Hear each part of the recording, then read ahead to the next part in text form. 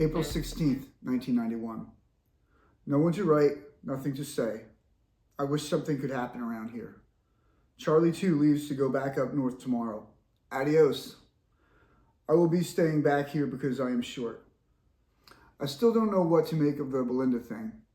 It seems I don't want anyone close to me at times, and at other times I desperately need someone. It's just a matter of time until the confrontation with Ashley. What will happen? We will soon find out. Besides this, my life drags on. I guess I am just tired. That was my last journal entry. And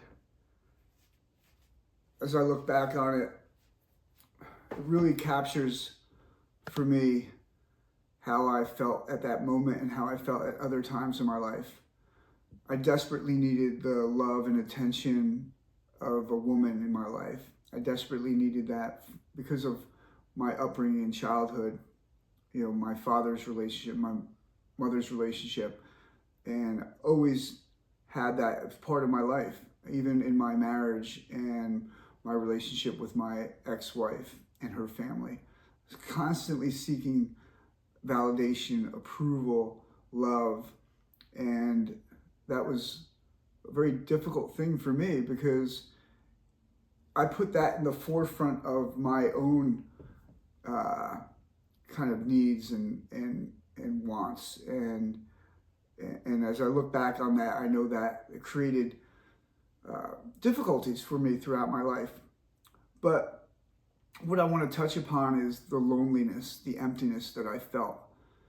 And I remember it was only about a week later, and we were flying back to Camp Lejeune. We landed at Cherry Point, and I remember getting off the plane, and there was the Marine Corps band was there, and they were playing, music was blaring, and I remember walking across the tarmac, and I could see families, reuniting, and husbands and wives who hadn't seen each other during the deployment.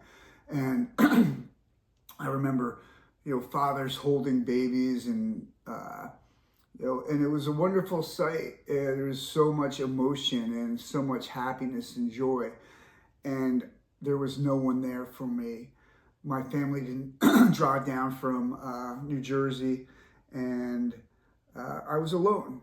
And I remember the bus ride back, watching out the windows and seeing the yellow ribbons on the trees and across the bridges and American flags draped everywhere.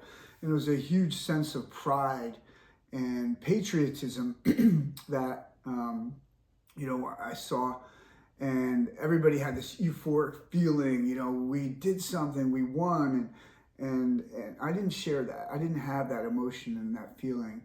I didn't think we won, and I didn't, because of what happened with Mike and Ashley and Belinda, and I was alone. And I remember we pulled onto Onslow Beach, and everybody was lined up, and their families were there, and people were just taking off.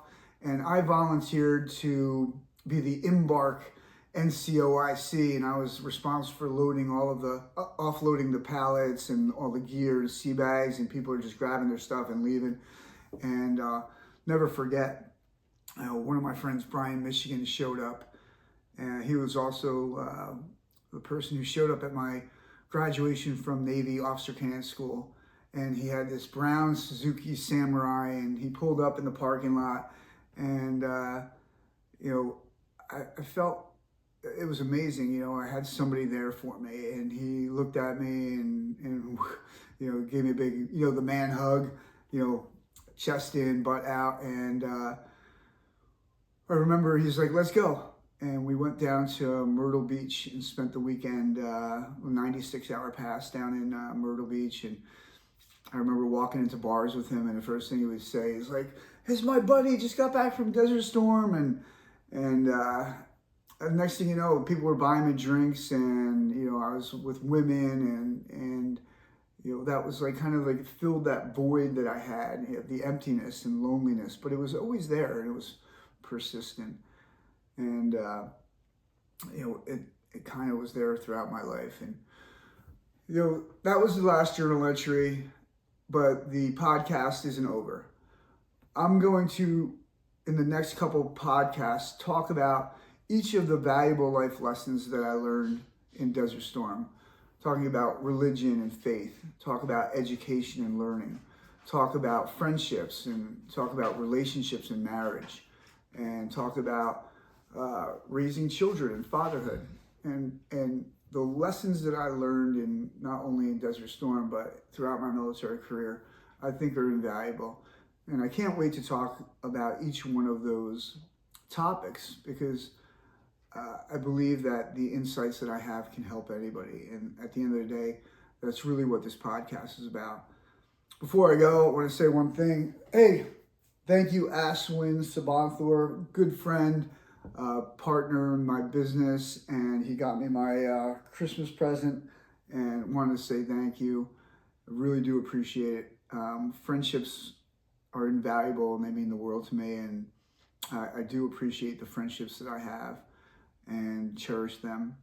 And anyway, please do share this podcast and subscribe and like. I want to get this message out. It's not because I want to be a content creator and